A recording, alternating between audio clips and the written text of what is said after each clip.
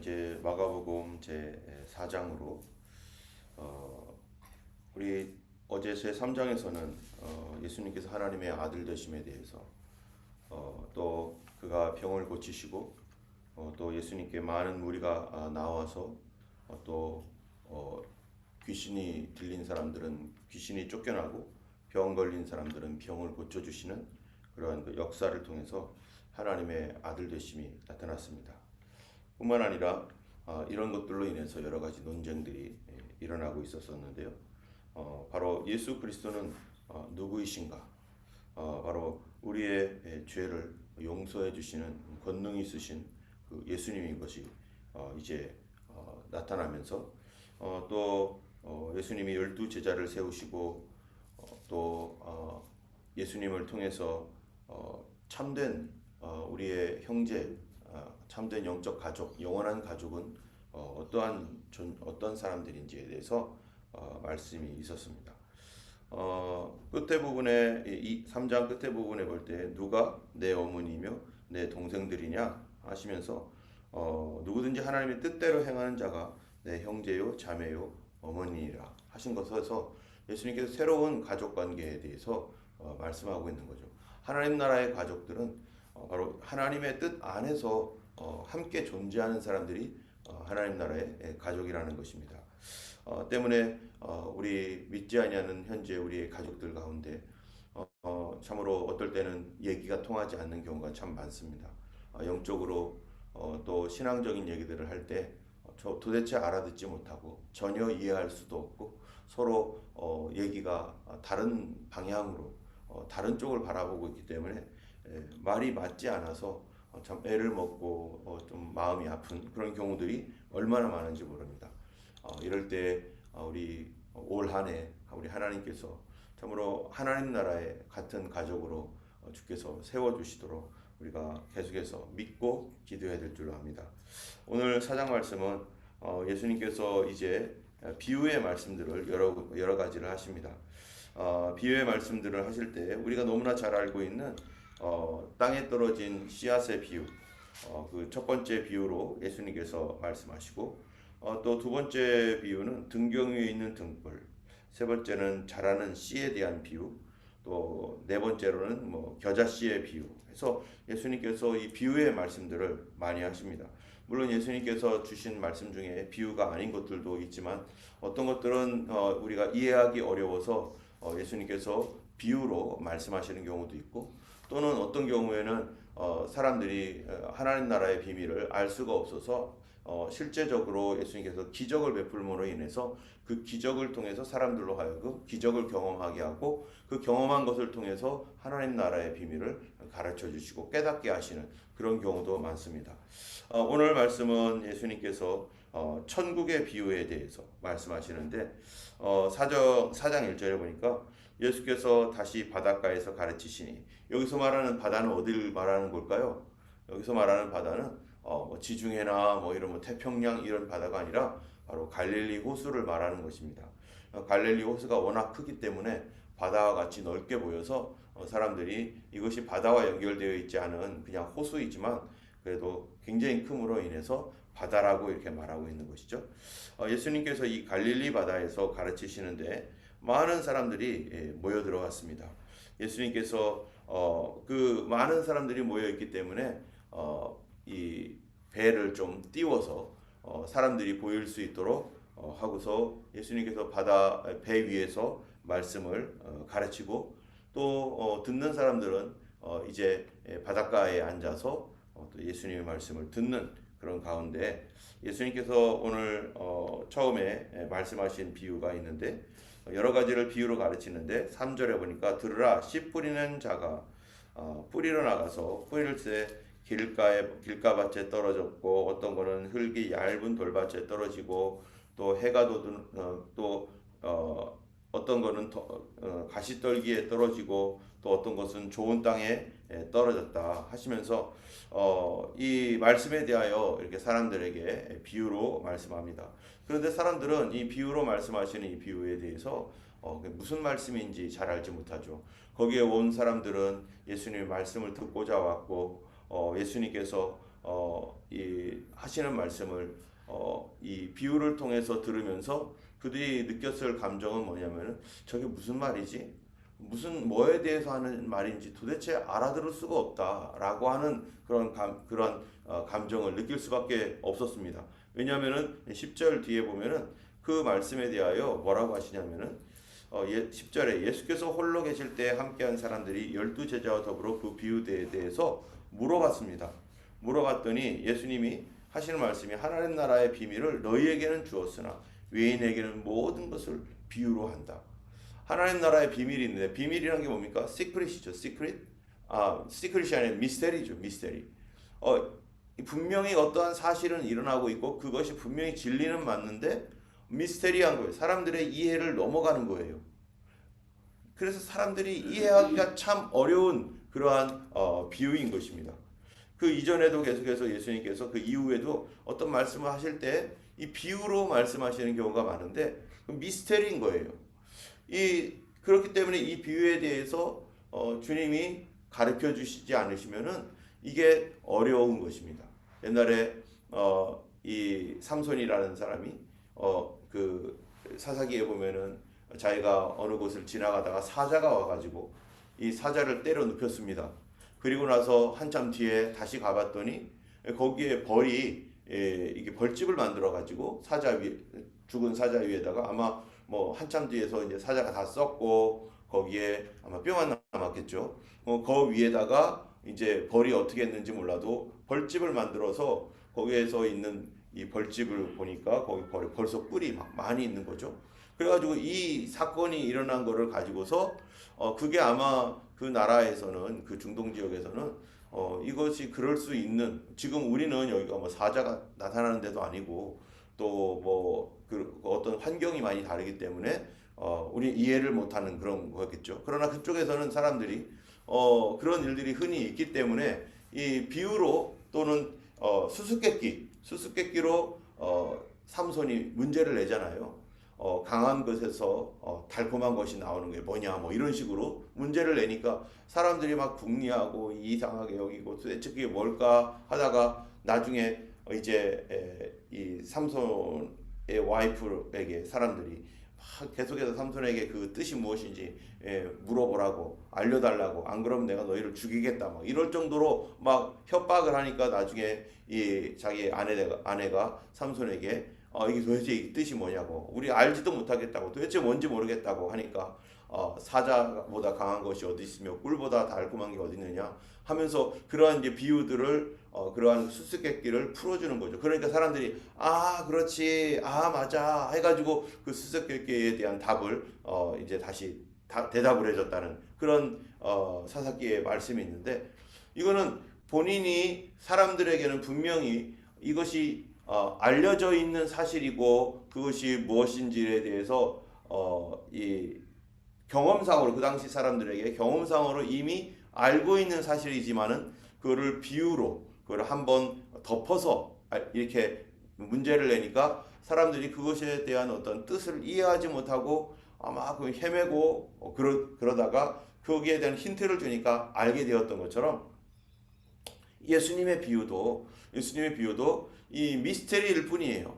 그것이 도대체 늘 경험되어지고 있는 하나님 나라에서 경험되어지고 있는 이 사실인데 여기 있는 이걸 듣는 사람들은 그것을 예수님이 비유로 말씀을 하시니까 이 경험되어지고 있는 이 사실에 대하여 이해하지 못하고 도대체 무슨 뜻인지를 도대체 알 수가 없었던 것입니다. 그럴 때 그렇기 때문에 이 비유에 대해서 이런 그것을 알려면은 어떻게 되는 거예요? 그 사람들이 연구를 하고 이것이 도대체 무슨 뜻인지 생각을 하고 정말로 풀고 싶다면은 이거를 막 고민을 해야 되는 거예요. 그런데 그래도 안 풀어지니까 그제서야 이 제자들은 어떻게 합니까? 제자들에게 예수님이 알려주는 거예요. 제자들이 홀로 계실 때 12제자와 더불어 그 비유를 했었을 때 제자들이 물어보는 거예요. 예수님 도대체 이 비유에 이게 무슨 뜻입니까? 우리는 아무리 생각해도 알 수가 없습니다. 제자들도 알 수 없는데 들었던 그 갈릴리 바닷가에서 들었던 사람들은 어떻게 알겠어요? 그들도 도저히 알지 못하죠. 그러다 보니까 예수님께서 이 하나님 나라의 비밀을 알려주는데 이걸 비유로 말씀하시는데 그 비유가 뭐였습니까? 그거는 13절 밑에 보면은 너희가 이 비유를 알지 못할진대 어떻게 모든 비유를 알겠느냐 하시면서 하나님 나라의 이 비유를 우리가 사람들은 제자들도 알지 못하는 거고 다른 사람들은 더 모를 것이다 하면서 그 비유를 설명해 줍니다. 여러분 성경에 있는 말씀을 처음 우리가 읽을 때 어땠습니까? 저도 예수님 믿고 성령으로 거듭난 상태였었어도 성경을 읽을 때 그게 보통 어려운 게 아니었어요. 이게 무슨 뜻인지도 모르겠습니다. 왜냐하면 역사적 배경이 뭔지도 모르겠고 또 언어적인 어떠한 그들의 언어 습관이라든지 이런 것들로 인해서 이 성경에 있는 말씀들을 알 수가 없습니다. 처음 교회에 나와서 이 성경을 읽는 사람들은 도대체 이게 무슨 말인지 너무 생소해서 알지도 못하고 오래 신앙생활을 했어도 하나님 말씀에 대해서 아직도 모르는 것이 많습니다. 또 이 문자적으로는 이해가 되는데 그 안에 있는 더 깊은 뜻 그런 것들은 더 알 수가 없어요. 그래서 학자들이 연구도 하고 고민도 하고 역사적 배경도 조사도 하고 이러면서 많은 사람들이 주석서를 만들고 그렇게 발표도 하고 또 설교집도 만들고 뭐 이러지만 그런 것이 있어도 어떤 경우는 성경을 읽어도 도대체 어떤 사람은 그런 주석서나 참고되는 도서를 보고 읽으면 아 이런 뜻이구나라고 이해되는 사람이 있는가 하면은 어떤 사람들은 아직도 이 말씀이 이해가 되지 않는 도대체 무슨 뜻인지 모르는 그런 사람들도 있는 것이죠. 신앙의 어떠한 성숙도에 따라서 또 이 자기가 하나님의 말씀을 얼만큼 체험했는가에 따라서 달라질 수도 있습니다. 어쨌든 간에 이 하나님 말씀은 그냥 봐서 그냥 문자적으로 그냥 이해되는 어떤 그런 수준의 말씀도 있는가 하지만 그러나 더 깊은 수준의 우리가 이 연구하거나 공부하지 않으면 이해할 수 없는 수준에 있는 것도 있고요. 그러나 또 더 중요한 거는 사람들이 어떤 이 성경의 어떤 역사적 배경이라든지 언어적인 어떤 특징이라든지 이런 거를 안다고 할지라도 미스테리 영적인 세계에 관한 말씀들이기 때문에 이것들을 사람들은 육적인 생각을 가지고서는 도저히 풀 수도 없고 알 수도 없는 것들이 성경에 많이 있습니다. 그래서 여러분 여기 성경에 여러 가지 그 말씀들이 있지만 예수님은 분명히 말씀하셨어도 오늘날까지도 아직도 사람들이 도대체 이게 무슨 뜻일까 이해하지 못하는 어떤 그런 부분들 또 시대가 지나가야만 그리고 어떤 예언 같은 경우는 그 예언이 이루어져야만 알게 되는 그러한 것들이 성경에 있기 때문에 그래서 오늘날도 계속해서 성경을 연구하고 또 그 안에 하나님 앞에서 그 뜻이 무엇인지 정말로 물어봐야 되는 그런 것들이 너무나 많은 거죠. 특별히 오늘 이 본문에 있는 이거는 역사적 정황이라든지 뭐 이런 것들보다도 예수님께서 하신 이 말씀은 비유였기 때문에 이 비유는 사람들로 하여금 천국에 대하여 더 자세히 알고 이해할 수 있도록 어떠한 그 비유를 들어서 얘기해 주지만 그러나 이것도 이 자체도 비밀스러운 그러한 시크릿이기 때문에 이 제자들이 이해를 못하는 거예요. 그래서 어떻게 한 겁니까? 그래서 예수님이 직접 설명을 해주는 겁니다. 그래서 비유가 있고 설명이 있는데 이 설명을 듣고 나니까 아하 그런 뜻이구나 라고 쉽게 해석이 되는데 설명을 듣지 않으면 그 비유가 이게 도대체 무엇에 관한 얘기인지를 알 수 없는 거예요. 때문에 이런 비유들 여기에 나오는 밭에 대한 비유 또 등경 위에 드는 비유 자라는 씨 겨자씨 이런 비유들은 연구를 해가지고 공부를 해서 풀려질 수 있는 것도 있지만 그러나 이러한 거는요 영적으로 우리가 깨어 있지 않고 정말로 주님과의 친밀한 관계 안에 있지 않으면 어떤 것은 지금도 알 수 없는 그런 그 비유들이 많이 있습니다. 그래서 성경을 누가 100% 알겠습니다. 이 성경을 100% 이해하고 아는 사람이 이 세상에 아무도 없죠. 그리고 어떤 부분들은 주님께 나아가서 겸손한 자세로 엎드려야만 하나님께서 그 하나님 나라의 비밀이 자기 안에서 풀어지고 겸손한 마음을 갖지 않으면 하나님께 배우려는 마음을 갖지 않으면 이 말씀을 이해할 수 없는 경우도 많습니다. 때문에 아무리 훌륭한 학자가 공부를 많이 했다고 해가지고 성경을 가지고 이게 볼 때 그 사람에게는 완전히 닫혀버린 성경이 될 수도 있어요. 왜냐하면은요, 이 비유의 이런 것들은 주님이 어떻게 해줘? 제자들에게 풀어줘야만 풀리는 것이죠. 하나님께서 내 안에서 이 말씀이 이해될 수 있도록 이 풀어주셔야만 이게 말씀이 이해가 되고 풀리는데, 저 사람에게는 이해가 됐는데 나에게는 아직도 이해 안 되는 것들도 많습니다. 저 사람은 그만큼 하나님 말씀을 들을 때 어떤 자세로 듣느냐가 굉장히 중요하잖아요. 하나님 말씀을 어디 한번 말해보세요. 나를 이해시켜 보세요. 라고 하는 자세로 만약에 하나님 말씀을 듣는다면 어떤 것들은 이해가 될 수 있지만, 그런 교만한 마음을 가졌을 때는 결코 그 하나님 말씀이 풀어지지 않는, 어떤 태도를 가지고 듣느냐, 그리고 어떤 믿음을 가지고 듣느냐에 따라서 똑같은 말씀도 그 사람에게는 완전히 닫혀있는 말씀이 되기도 하고, 어떤 사람은 열린 말씀이 되기도 합니다. 그거는 우리가 경험적으로 알게 되죠. 저도 하나님 말씀을 이렇게 읽을 때 예전에는 이렇게 해석을 했었어요. A라고 해석을 했는데 시간이 지나면서 보니까 A 해석은 좀 부족한 거를 알게 돼요. 더 깊은, 더 놀라운 그 말씀의 비밀이 여기 있었는데 왜 옛날에는 몰랐을까? 그걸 생각해 보면은 나이가 어리기 때문에 경험이 없어서 여러 가지 이유도 있지만은 겸손하지 않아서, 또 하나님 앞에 순종하지 않아서, 주님의 말씀에 대하여 영적으로 성숙되지 못해서 이 말씀을 알지 못하는 경우가 많습니다. 그래서 우리 옛날에 부모님들이 자랄 때 부모님들이 우리한테 했던 그런 말씀 중에 많이 한 것이 뭐냐면, 너도 부모 되면 알아. 너도 자식 길러보면은 그때는 알 거야. 이렇게 얘기하시는 경우가 있잖아요. 그럼 자식을 길러본 경험이 없다면 결코 알 수 없는, 경험을 해보지 않고서는 알 수 없는 것들이 많은 것처럼, 하나님 말씀도 우리가 그 순종해 보지 않고서는 이게 무슨 말인지를 이해할 수 없는 것들이 많은 거죠. 때문에 우리가 똑같이 성경을 읽고 있지만 어떤 사람은 더 많이 하나님의 말씀이 열려있는 사람이 있고, 어떤 사람은 더 닫혀있는 사람들도 있는데요. 그거는 성경 말씀이 어렵고 연구를 많이 해야 되고 하는 차원이 아니라 바로 우리가 영적으로 얼만큼 하나님께 열려있는가, 하나님과의 얼만큼 친밀함이 있는가, 얼만큼 기도하는가. 제가 얼마 전에 이렇게 늘 이게 성경 공부도 하고 이런 할 때 한 번은 이 성경 공부를 하기 위해서요 1시간씩 기도시키는 그러한 그 성경 공부가 있었어요.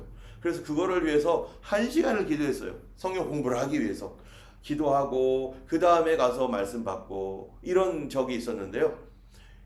도대체 1시간씩 왜 기도합니까? 아니 1시간 기도할 시간에 성경을 그 연구를 하고 막 계속 보면 되죠. 그런데 그렇지 않고요. 1시간을 기도하는 거예요. 기도가 안 나오면은 막 계속 주님만 부르는 거예요. 주여, 주여, 주여, 주여. 왜냐하면은 하나님의 말씀을 듣기 위해서 1시간을 기도하는 거예요. 여러분 한국에 보면은 그런 교회들이 많습니다. 이 말씀을 듣기 위해서 하나님 앞에 나아가서 계속 기도를 하는데 그 기도하는 이유가 뭡니까? 그 기도하는 이유는요, 자기의 마음을 하나님께 어떻게 하려고요? 겸손하게 낮춰야만 하나님 말씀의 세계로 들어가니까. 여러분 성경에도 보면은 예수님의 비유 중에 뭐라고 합니까? 좁은 문으로 들어가기를 힘쓰라. 좁은 문은 뚱뚱하면 못 들어가는 거죠. 좁은 문은 뭐를 많이 걸치고 있으면 못 들어가는 거죠. 주님 따라가는 길은 좁은 길로 간다라고 했는데, 좁은 길, 좁은 문으로 들어가기를 힘쓰라. 그러면 좁은 문은 작은 문이란 말이에요. 내가 키가 크고 그러면요 내 몸을 숙여야만 들어가는 거죠. 그래서 이 성경에 보면은 이 부자가 천국에 가는 것이 낙타가 어디 가는 것보다 더 어렵다고요? 어디 들어가는 것보다 어렵다고 했죠? 예, 바늘귀. 여러분 바늘귀가 어디입니까? 바늘귀가 도대체 어디 귀가 바늘귀예요? 우리가 생각하면 우리가 이렇게 해가지고 끼는 그 바늘귀라고 생각하겠지만 그런 바늘귀가 아니라, 이 성이 있으면은, 이제 성문이 있으면은 평상시에는 큰 문을 열어놓습니다.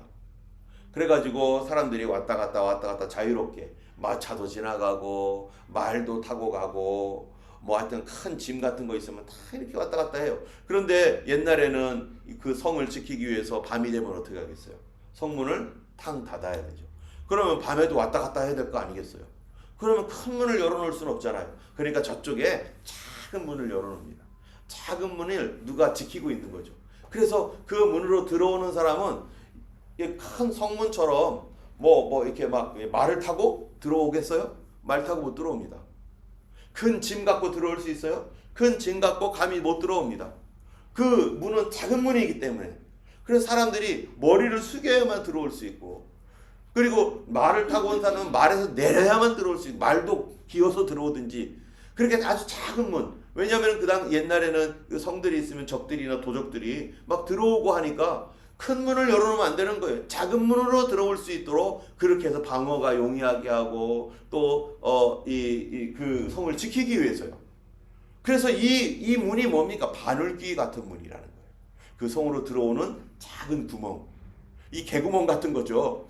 개구멍이라고 하면 너무 작지만, 그렇기 때문에 여기에 들어가려면은 바늘귀로 들어가는 것이, 천국에 들어가는 거가, 이 부자가 바늘귀로 들어가는 것이, 낙타가 바늘귀로 들어가는 거 더 어렵다라고 하는 것은 그만큼 어떻게 해야 된다는 거예요? 그만큼 더 겸손하게 낮아지지 않으면, 그만큼 더 내려가지 않으면 하나님 말씀을 이해할 수 없다는 겁니다. 천국은 그렇게 겸손한 사람, 자기 자신을 내려놓고, 모든 것들을 내려놓고, 짐을 내려놓고, 자기의 권위와 이런 모든 것들을 내려놓고, 경험을 내려놓고 하나님 앞에 겸손하게 될 때에서야 그렇게 들어가는 거예요.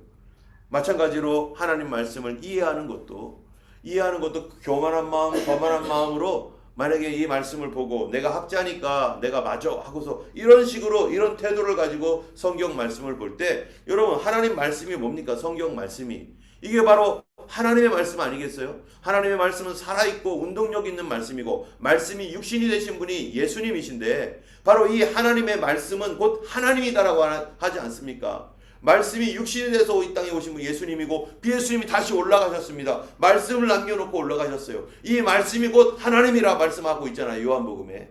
그렇다면은 이 말씀을 대하는 태도, 이 말씀을 대하는 태도는 하나님 말씀을 대하는 태도, 하나님을 대하는 태도를 갖고 있지 않으면 이 말씀은 어떻게 하는 거예요? 내 귀에 하나도 들리지 않습니다. 그때부터 말씀이 안 들리는 거예요. 내가 교만해지고, 내가 하나님 말씀 앞에서 내가 더 높아졌다고 생각하고, 또 내 마음속에 하나님의 은혜에 대하여 거절하는 마음을 가지고 있고, 또 상처가 있고 미움이 있고 죄가 있고, 여러분, 이런 상태에서 말씀을 들으면 어떻게 되겠어요? 내 마음이 옳다, 내가 정당하다라고 하는 마음을 가지고 하나님 말씀을 들으면 어떻게 되겠어요? 하나님 말씀이 단 하나도 귀 속에 들려오지 않습니다. 교만한 사람은 하나님 말씀을 듣지 못합니다.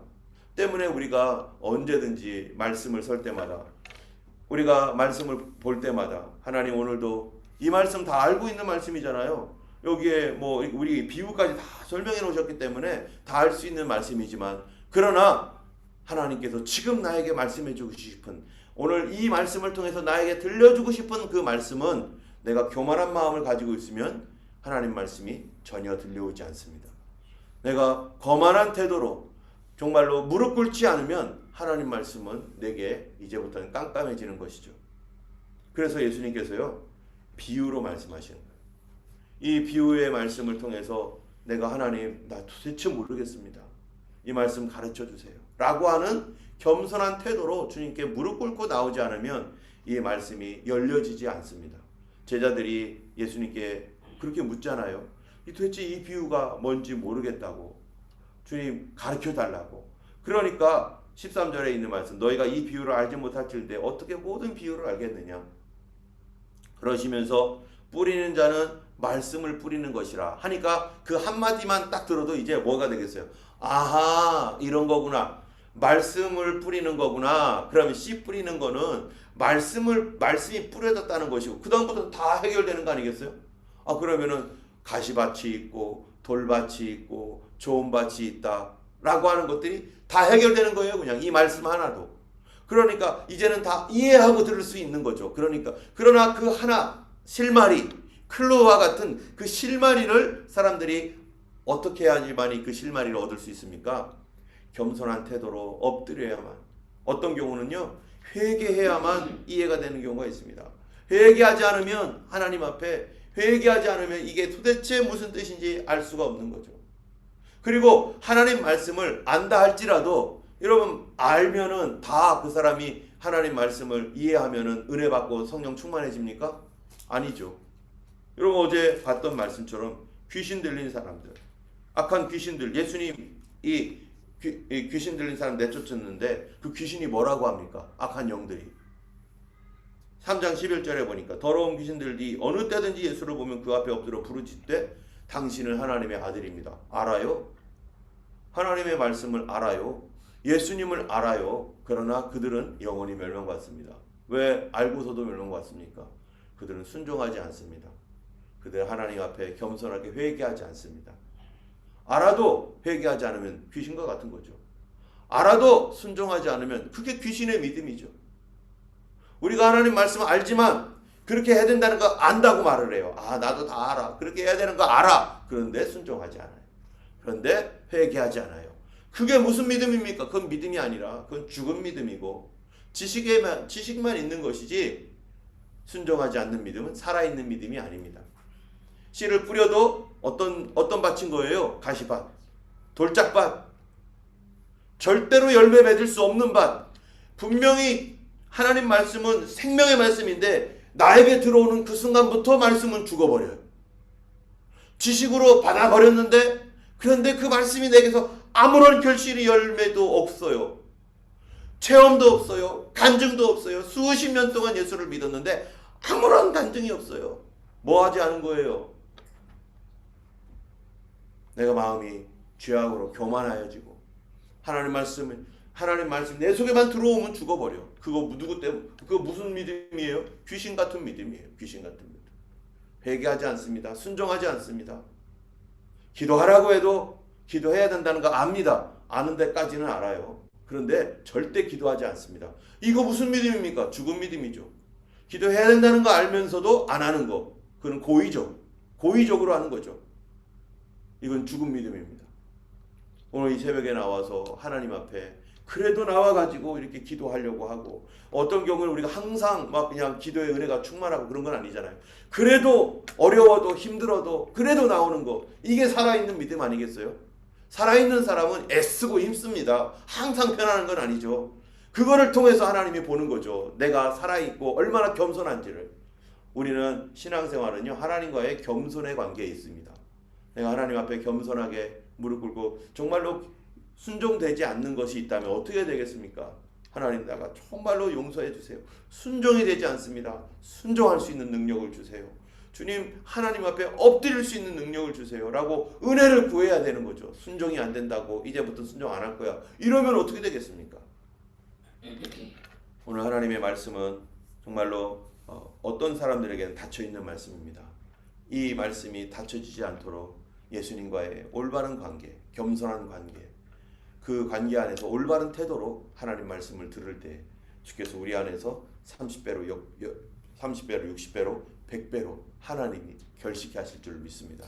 그 한마디가 내 인생을 바꾸고 그 한마디 때문에 100배가 됨으로 말미암아서 내 삶에 참 우리 가정에 우리 교회에 우리 인생에 놀라운 일들을 하나님 준비하신 그 풍성한 것들이 오늘도 겸손한 마음과 회개하는 마음 하나님 앞에 순종하는 마음을 통해서 참으로 하나님의 은혜와 능력을 구함으로 우리에게 넘치게 되기를 예수님의 이름으로 축원합니다.